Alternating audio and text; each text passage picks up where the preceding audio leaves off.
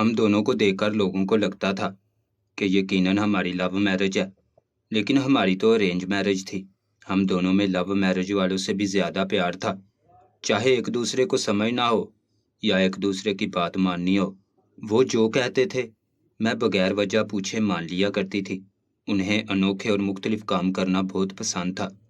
اکثر وہ ایسے کام شوقیہ کیا کرتے تھے جن کا ان سے کوئی تعلق بھی نہیں ہوتا تھا۔ شادی کے پہلے 3 مہینے تو کسی خوبصورت خواب کی طرح تھے۔ ایسی کوئی بھی بات نہیں ہوئی جس سے بندے کو پریشانی ہو۔ مجھے ایسے لگنے لگا، لوگ تو ایسے ہی کہتے ہیں کہ شادی ایک بہت بڑا رسک ہے۔ یہ تو بہت ہی خوبصورت حقیقت ہے۔ جو لوگ برے ہوتے ہیں ان کے ساتھ برا ہوتا ہے۔ جب میں نے کسی کے ساتھ برائی نہیں کی تو میرے ساتھ بھی برا نہیں ہوگا۔ میرے شوہر ایک حد سے زیادہ اچھے انسان تھے۔ وہ میرا بہت خیال رکھتے تھے۔ ساس سسر تو میرے فوت ہو چکے تھے، ان کے زیادہ رشتہ دار بھی نہیں تھے۔ جو تھے وہ شہر سے باہر رہا کرتے تھے، زیادہ تر دوسرے غیر ملک رہائش پذیر تھے۔ مجھے کسی قسم کی بھی روک ٹوک نہیں تھی۔ میں جیسے رہوں، جیسے کھاؤں پیوں، جہاں جاؤں۔ میرے شوہر کہا کرتے تھے کہیں پہ جانا ہو تو تم بغیر پوچھے بھی جا سکتی ہو، مجھے تم پر پورا یقین ہے۔ 3 مہینے پر لگا کے اڑ گئے، پھر کچھ ایسے واقعات ہونے لگے جن کی وجہ سے میں گھر میں رہنے سے کترانے لگی۔ مجھے لگتا تھا میں وہ گھر جو شروع کے 3 مہینوں میں مجھے کسی جنت سے کم نہ لگتا تھا، اب مجھے کاٹنے کو دوڑتا تھا۔ کچھ واقعات نے ہماری زندگی ہی بدل ڈالی۔ میرے شوہر کو تو اس سے فرق نہیں پڑا، لیکن میرے ذہن پر اس چیز نے بہت برا اثر ڈالا تھا۔ 3 ماہ بعد میں کچھ بیمار سی رہنے لگی۔ گھر کی بھی عجیب حالت ہونے لگی۔ نہ میں صفائی ستھرائی کا خیال رکھتی تھی، نہ خود بن سور کر رہا کرتی تھی۔ نہ جانے مجھے کیا ہونے لگا تھا۔ کئی ہفتے گزر جاتے تھے، میں کنگھا نہیں کرتی تھی، نہانے کو جی نہیں چاہتا تھا، نماز اور قرآن کے تو قریب بھی نہیں جاتی تھی۔ بڑی مشکلوں سے شوہر کے کہنے پر فجر کی نماز ادا کرتی تھی۔ وہ بھی اکثر وضو کر کے آتی تھی اور اتنی نیند آتی تھی کہ دوبارہ جا کے بغیر نماز پڑھے سو جاتی تھی۔ مجھے سمجھ نہیں آ رہا تھا یہ میرے ساتھ کیا ہو رہا ہے۔ بیٹھے بٹھائے رونے کو جی چاہتا تھا، اور 1 2 بار تو حد ہی ہو گئی۔ مجھے وہم ہونے لگا کہ شیشے میں مجھے کسی چیز کا عکس دکھائی دینے لگا ہے، یا پھر میں کمرے میں کھڑکی کے پاس بیٹھتی ہوں تو مجھے ایسا لگتا ہے جیسے کھڑکی کے ساتھ ابھی کوئی گزر کر گیا ہے۔ پانی پیتی تھی تو پانی میں دیکھتے مجھے عجیب سے چہرے نظر آنے لگتے تھے۔ ایسا لگتا تھا ہر جگہ گھر میں میرے علاوہ بھی کوئی موجود ہے۔ نماز پڑھنے سے بھی ڈر لگتا تھا۔ ایسے لگتا تھا جب میں نماز پڑھ رہی ہوتی ہوں میرے پیچھے کوئی کھڑا ہوا محسوس ہوتا تھا۔ دھوپ میں بیٹھتی تھی تو میرے علاوہ کسی اور کا سایہ بھی دکھائی دینے لگتا تھا۔ ان سب واقعات نے میرے ذہن پر بہت گندے اثرات ڈالے ہیں۔ مجھے خودکشی تک کے خیال آنے لگے۔ رات کو سوتے ہوئے اچانک میرا ہاتھ بیڈ کی دوسری جانب گیا تو میں یہ دیکھ کر حیران رہ گئی کہ وہاں پہ میرا شوہر نہیں سو رہا تھا۔ میں اٹھ بیٹھی، مجھے لگا شاید وہ واش روم ہوں گے، لیکن واش روم کا دروازہ تو کھلا ہوا تھا۔ میں کمرے سے باہر دیکھنے کے لیے جیسے ہی دروازہ کھولنے لگی مجھے کچن سے آوازیں آنے لگیں۔ مجھے لگا شاید میرا شوہر کچن میں ہوگا، لیکن وہ رات کے اس پہر کچن میں کیا کر رہا ہے؟ میں نے دروازہ کھولا تو میرے نتنوں سے انڈے کی بدبو ٹکرانے لگی۔ میں پریشان ہو گئی کہ یہ کیا ہو رہا ہے۔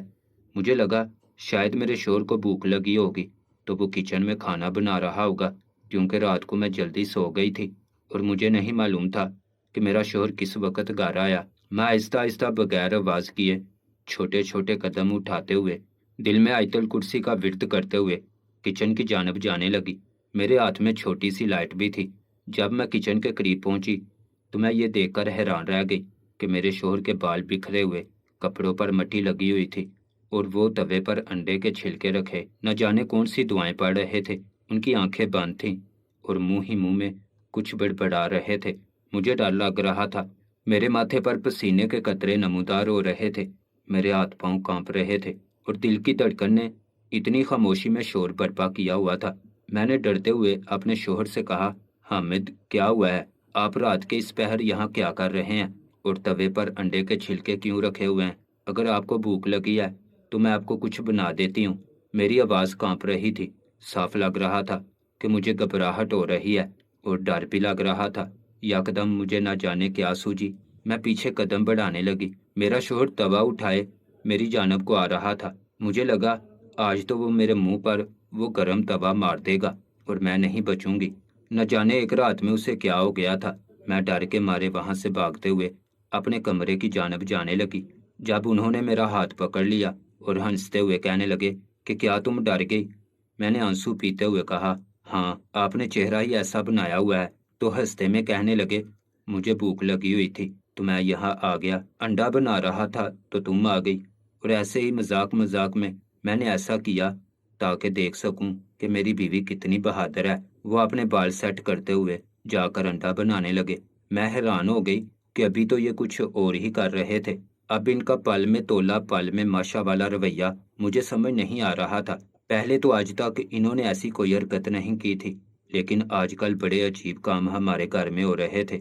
رات کے کسی پہر پورے گھر میں انڈے کی بدبو پھیل جایا کرتی تھی، اور لان میں سے تو ایسا لگتا تھا جیسے کسی نے مٹی کھود کر پھر بند کر دی ہو۔ ایک دو بار مجھے اپنے کچن سے گڑیا بھی ملی۔ میں حیران رہ گئی کہ ہمارے گھر تو کوئی بچے بھی نہیں ہیں، پھر یہ کہاں سے آئی ہیں؟ میرے شوہر کہنے لگے، ہمارے گھر ایک ماسی کام کرنے آیا کرتی تھی تو ان کی بیٹی کی ہے، وہ شاید بھول گئی ہوں گی۔ اس کے علاوہ بھی بہت سے چھوٹے چھوٹے واقعات ہوئے تھے۔ ایک بار تو حد ہو گئی، مجھے گھر میں ہر جگہ خون کے قطرے گرے ہوئے دکھے۔ میں پریشان ہو کر اپنے شوہر کو اٹھا لائی، وہ سو رہے تھے۔ وہ کہنے لگے، ایسا خاص کوئی مسئلہ نہیں ہے، بھول جاؤ اسے، تم بھی نہ خود پہ سوار کر رہی ہو۔ ہم دونوں کی ارینج میرج ہوئی تھی، اور چند ماہ پہلے ہی ہم دونوں شادی کے خوبصورت بندھن میں بندھ گئے تھے، لیکن دھیرے دھیرے مجھے اپنے شوہر کا رویہ بہت عجیب لگنے لگا، کیونکہ ہمارے گھر یکے بعد دیگرے ایسے واقعات ہوئے جنہوں نے میرے اندر خوف بھر دیا۔ میں ہر وقت پریشان رہتی، گھر میں مایوسی اداسی چھائی رہتی، اور اکثر ہمارے گھر میں موجود درختوں پر الو بیٹھا رہتا ہے جس نے مجھے اور زیادہ پریشان کیا ہوا تھا۔ یہ ایک دن کا واقعہ ہے جب میں گھر کی صفائی کر رہی تھی اور میرا شوہر صوفے پہ بیٹھا موبائل چلا رہا تھا۔ میں نے جیسے ہی جھاڑو بیڈ کے نیچے مارا تبھی مجھے احساس ہوا وہاں کوئی چیز پڑی ہوئی ہے۔ میں نے دوبارہ جھاڑو مارا۔ جب تیسری بار جھاڑو مارا تو میرا شوہر مجھے دیکھنے لگا۔ کیا ہوا؟ میں نے کہا، کچھ نہیں، مجھے لگ رہا ہے نیچے کچھ ہے۔ اس نے کہا، نہیں نہیں، کچھ نہیں ہے۔ میں نے کہا، نہیں، کچھ تو ہے۔ میں یہ کہتے ہوئے جب تیسری بار جھاڑو مارا تو وہاں ایک گڑیا نکلی جس میں سوئیاں چبھی ہوئی تھیں۔ میں حیران رہ گئی۔ مجھے یقین ہو گیا کہ یقیناً کوئی ہم پر کالا جادو کروانے کی کوشش کر رہا ہے۔ میں نے ڈرتے ڈرتے وہ گڑیا اٹھا کر شوہر کو دکھائی۔ میرا شوہر پریشان ہو گیا جیسے اس کی کوئی چوری پکڑی گئی ہو، اور کہنے لگا، یہ کیا ہے؟ میں نے کہا، مجھے نہیں پتا، آپ کے سامنے ہے جو بھی ہے۔ اس نے کہا کہ میں شام ٹائم سکول جاتے ہوئے اسے نہر میں پھینک دوں گا۔ میں نے کہا، نہیں، کسی مولوی سے پتہ کرواتے ہیں کہ آخر یہ ہے کیا۔ وہ ضد کرنے لگے کہ نہیں، میں لے جاؤں گا نا۔ پہلے تو وہ بہت آرام سے بات کر رہے تھے، لیکن یکدم ان کی آنکھیں لال ہونے لگی اور غصے سے انہوں نے مجھے کہا، میں جو کہہ رہا ہوں تو میری بات مان لو۔ میں تو رونے لگی۔ جب انہوں نے دیکھا کہ میرے آنسو نہیں رک رہے تو انہیں احساس ہوا کہ انہوں نے کون سا لہجہ میرے ساتھ اپنایا ہے۔ مجھے معذرت کرتے ہوئے کہا کہ ایسی چیزوں کو زیادہ دیر تک اپنے گھر میں نہیں رکھنا چاہیے، بلکہ جہاں دیکھیں پانی میں بہا دینا چاہیے۔ یہ اچھی بات ہوتی ہے، اگر اس کو اور دیر رکھا یا عاملوں کے چکروں میں پڑے تو یہ نہ ہو معاملات خراب ہو جائیں۔ میں نے کہا، ٹھیک ہے، تو وہ اپنا کام کرنے لگے۔ اب وہ خوف اور وسوسوں نے میرے دل میں جگہ بنا لی تھی۔ میں تو دن میں بھی گھر میں ٹھہرنے سے ڈرنے لگی۔ آہستہ آہستہ چیزیں مجھ پر واضح ہونے لگیں۔ ایک دن مجھے معلوم ہو ہی گیا کہ میرا شوہر سفلی علم کو سیکھنے اور اس کے متعلق ایک کتاب لکھنے کے لیے مصروف ہے، اس لیے وہ آج کل اسی طرح کے تجربات کرتے پھرتے ہیں جو لوگوں پر اثر کرنے کے بجائے الٹا ہم پر ہی اثر کر رہے تھے۔ نہ جانے کیا وجہ تھی۔ جب مجھے معلوم ہوا کہ میرا شوہر اسی طرح کے کاموں میں انوالو ہو رہا ہے تو میں نے سوچ لیا کہ میں اسے کہوں گی کہ وہ یہ سب چھوڑ دے، ورنہ میں گھر چھوڑ کر چلی جاؤں گی۔ مجھے لگا شاید وہ لوگوں پر جادو کرواتے ہیں یا کرتے ہیں، لیکن وہ تو بس اپنی ایک کتاب لکھنے کے لیے یہ سب کر رہے تھے، لیکن ان کو نہیں پتا تھا اس کی وجہ سے ان کی جان بھی جا سکتی ہے۔ ان سے کوئی عمل ادھورا رہ گیا تھا جس کی وجہ سے ہمارے گھر میں مایوسی اور اداسی ہر وقت چھائی رہتی۔ راتوں کو تو پورا گھر اور زیادہ وحشتناک ہو جاتا تھا جب درختوں سے گرے اس گھر میں الو بولنے لگتے تھے۔ شاید میرا شوہر ایسے شوقیہ کاموں میں الجھ کے رہ گیا تھا جس سے وہ نکل نہیں پا رہا تھا، اس لیے وہ آج کل بہت ڈپریس تھا اور بات بات پر غصہ کرنے لگتا ہے، یہاں تک کہ مجھ پر ہاتھ اٹھانے سے بھی گریز نہیں کرتا تھا۔ پہلے وہ میرے ساتھ بدتمیزی کرتے اور بعد میں معافیاں مانگنے لگتے کہ یہ میں سب اپنی مرضی سے نہیں کیا، نہ جانے میرے ساتھ کیا ہو رہا ہے۔ آج کل وہ کوئی ایسا عمل کرنے میں مصروف تھے جس کی وجہ سے سفلی علم سے ان کی ہمیشہ ہمیشہ کے لیے جان چھوٹ جانی تھی۔ وہ بہت شرمندہ تھے اور مجھ سے بھی ڈسکس نہیں کر پا رہے تھے کہ وہ آج کل کن سرگرمیوں میں مصروف ہیں۔ ان کی وجہ سے میں بہت تکلیف میں تھی۔ وہ سارا جادو مجھ پر اثر کر رہا تھا، یہاں تک کہ میں عرصہ دراز سے بیمار رہنے لگی۔ میں لگتی ہی نہیں تھی کہ جو 3 مہینے پہلے تھی اور جو اب 3 مہینے بعد ہو گئی تھی، انہیں مجھے دیکھ کر بہت افسوس ہوتا ہے، اور اکثر بغیر کوئی بات کے معافی بھی مانگنے لگتے تھے۔ رات ہوتے ہی وہ پھر ان کا سارا افسوس ختم ہو جاتا، پھر وہ وہیں سفلی علم کے تجربات کرنے لگتے۔ جیسے ہی رات ہوتی وہ دودھ میں کوئی چیز ملا کر پیا کرتے تھے اور اکثر کچھ نہ کچھ منہ میں بڑبڑاتے رہتے تھے۔ مجھے پوری رات سونے نہیں۔ وہ کوئی علم سیکھ رہے تھے جو بہت سے مسائل کا ایک شارٹ کٹ تھا، اور وہ یہ تجربہ مجھ پر کر رہے تھے۔ صرف دن میں ان کو اس بات کا افسوس ہوتا کہ ان کی وجہ سے میری زندگی تباہ ہو رہی ہے۔ رات ہوتے ہی وہ پھر ان کے وہی کام شروع ہو جاتے تھے۔ میں دن بدن اس بات سے تانگ آنے لگی تھی اور سوچنے لگی کہ انہیں چھوڑ کر ہمیشہ ہمیشہ کے لیے یہاں سے چلی جاؤں، لیکن میرا شوہر مصیبت میں تھا اور میں اسے چھوڑ دوں یہ مشرقی عورتیں برداشت نہیں کرتی۔ وہ تو ہر حالت میں اپنے شوہر کے ساتھ کھڑی رہتی ہیں، یہاں تک کہ شوہر ان کو مارے تب بھی وہ اپنے شوہر سے طلاق نہیں لیتی اور نہ ہی چھوڑتی ہیں۔ تو پھر میں کیسے چھوڑ دیتی؟ ہم دونوں ہی ایسی زندگی گزار رہے تھے جس کی خواہش کبھی بھی ہم نے نہیں کی تھی۔ مسلسل 30 دن وہ مجھے رات کو جگائے رکھتے اور کوئی نہ کوئی عمل کیا کرتے تھے۔ میں ان کو دیکھتی رہتی تھی، کیونکہ جب سے انہیں پتہ چلا تھا کہ مجھے سب معلوم ہے کہ وہ آج کل کالا جادو وہ سب اوپنلی کرنے لگے، اور تب مجھے پتہ چل جائے گا اور میں انہیں چھوڑ کے چلی جاؤں گی۔ اس بات کا ڈر انہیں ختم ہو چکا تھا، کیونکہ میں تو اب تک ان کے ساتھ ہی تھی اور انہیں چھوڑ کر نہیں جانا چاہتی تھی، لیکن ان کے کام ایسے تھے کہ کوئی اور ہوتا تو اب کہہ کر جا چکا ہوتا۔ لیکن مشکل وقت میں اپنے شوہر کو اکیلا نہیں چھوڑ سکتی تھی۔ وہ جس مصیبت میں پھنس گئے تھے مجھے اس مصیبت سے نکالنا تھا۔ میں ایک دن مسجد کے مولوی کے پاس گئی اور اسے ساری کہانی کہہ ڈالی۔ اس نے مجھے کچھ دعائیں اور عمل بتائے جن سے ہماری جان چھوٹ سکتی تھی۔ وہ عمل تب ہی کر سکتے تھے جب میرا شوہر رات کے وقت بالکل چپ رہے اور وہ کچھ پڑھ نہ پائے۔ جو وہ عمل رات کو کرتا رہتا تھا، اس کے لیے واحد حل یہ تھا کہ انہیں سیدھا بیڈ پر لٹا دیا جائے اور ان کو اچھے سے باندھ دیا جائے تاکہ وہ کوئی حرکت بھی نہ کر پائیں، اور مولوی صاحب آئیں اور ان پر دعائیں پڑھیں کہ جن سے سفلی علم سیکھنے کا شوق بھی ان کا مٹ جائے اور ہماری جان بھی اس علم سے چھوٹ جائے اور وہ دوبارہ کبھی اس طرح نہ جائیں۔ اس کی وجہ سے تو ہم اپنا بچہ بھی کھو چکے تھے۔ وہ بچہ جو ابھی دنیا میں بھی نہیں آیا تھا، اس کا باپ ہی اس کا قاتل تھا۔ ایک دن اپنے شوہر کے وہ عملیات والے دودھ پینے سے پہلے میں نے انہیں ایسی چائے پلائی جس میں نشہ اور دعا موجود تھی۔ جیسے ہی وہ انہوں نے پی، انہیں نیند آنے لگی۔ میں نے انہیں بیڈ پر لٹایا اور ان کو اچھے سے رسیوں سے باندھ دیا۔ میں یہ ہرگز نہیں کرنا چاہتی تھی کیونکہ میرے شوہر کو اس سے تکلیف ہونی تھی، لیکن مجبوری تھی، انہیں اس مصیبت سے نکالنا تھا۔ مولوی صاحب نے بتایا تھا کہ آپ لوگ مکمل طور پر اسے مصیبت سے نجات حاصل نہیں کر سکتے کیونکہ آپ کے شوہر سفلی علم میں بہت آگے جا چکے ہیں۔ ان کو خود کو بھی نہیں پتا انہوں نے کتنے نقصان کر لیے ہیں۔ انہوں نے جو بھی عمل کیا ہے وہ سارے عمل ادھورے چھوڑ دیے ہیں، جس کی وجہ سے بہت سی چیزیں ان کے پیچھے لگی ہوئی ہیں۔ ان کو بچانے کا کوئی حل موجود نہیں ہے۔ جن چیزوں کو انہوں نے اپنے پیچھے لگایا ہے وہ ان کی جان لے کر ہی ان کو چھوڑیں گی، یا تو وہ پاگل ہو جائیں گے یا اسی علم میں آج سے بھی بہت آگے نکل جائیں گے۔ میں یہ بات تو سن کر رونے لگی، لیکن میں نے کہا مولوی صاحب کچھ تو کریں جس سے میرے شوہر کی جان بچ جائے، میں انہیں ہر حال میں بچانا چاہتی ہوں۔ مولوی صاحب نے کہا کہ ہر وہ عمل پورا کرنا ہوگا جو ادھورا چھوڑا ہے، ورنہ آپ دونوں کی جان خطرے میں ہے۔ اگر یہ نہیں کر سکتے تو ہمیشہ ہمیشہ کے لیے کالے جادو سے توبہ کرنا ہوگی، لیکن آپ کے شوہر اس کے واسطے مان نہیں رہے ہیں، تو پھر کیسے آپ کی جان چھوٹے گی؟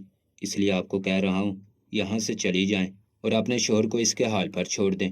وہ نہیں سننے والے ہیں۔ جب تک کوئی بڑا دھچکا انہیں نہیں لگے گا وہ نہیں سدھریں گے۔ میرے رونے میں شدت آتی جا رہی تھی۔ تب میں نے فیصلہ کیا کہ میں اپنے شوہر کو دکھانے کے لیے، ان کو سبق سکھانے کے لیے یہ ظاہر کروں گی کہ میں انہیں چھوڑ کر جا رہی ہوں۔ میں نے پیکنگ کر لی اور مولوی صاحب نے کچھ دعائیں پڑھی، تعویذ دیے اور چلے گئے۔ میں نے اپنے شوہر کو کھولا اور وہیں لیٹا رہنے دیا اور اپنا سامان پیک کرنے لگی۔ میں نے جیسے ہی اپنا سامان پیک کیا، میرا شوہر بہت نارمل انداز میں اٹھے اور مجھ سے بات کرنے لگے، کہنے لگے کہیں جا رہی ہو؟ تب میں نے کہا ہاں جا رہی ہوں، ہمیشہ کے لیے اپنی امی کے گھر، کیونکہ میں آپ کے فضول کاموں سے تنگ آ چکی ہوں۔ میں نے روتے ہوئے جلدی سے بیگ گھسیٹا اور روم سے باہر جانے لگی۔ وہ حیران ہو کے دیکھ رہے تھے کہ میں اچانک انہیں کیوں چھوڑ کے جا رہی ہوں۔ پہلے تو ایسی کوئی بات نہیں کی، یا میں نے انہیں کہا تھا میں کبھی بھی چھوڑ کر نہیں جاؤں گی، تو اب ایسا کیا ہوا ہے؟ یہ سب ان کے لیے ابھی تک بہت نارمل بات تھی، لیکن میرے لیے بہت زیادہ خاص باتیں تھیں، جس کی وجہ سے ہم نے اپنا بچہ کھو دیا۔ مجھے اپنے شوہر سے نفرت محسوس ہو رہی تھی۔ وہ اب بھی چپ کر کے کھڑے تھے، بلکہ بہت اطمینان تھا ان کے چہرے پہ۔ شاید وہ خود بھی یہی چاہتے تھے کہ میں ان کو تھوڑے عرصے کے لیے اکیلا چھوڑ دوں۔ میں روتے ہوئے بیگ گھسیٹنے لگی۔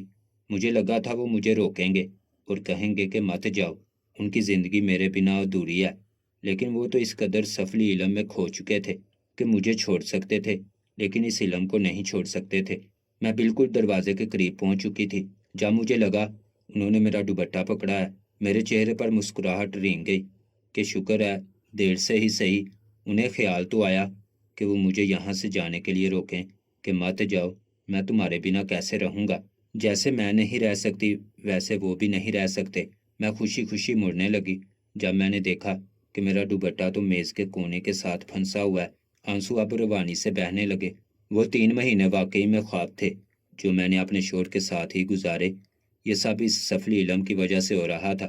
اس کی نحوست نے ہر طرف تباہی مچائی ہوئی تھی، یہاں تک کہ وہ اب ہمارے رشتے پر بھی اثر کر گیا تھا۔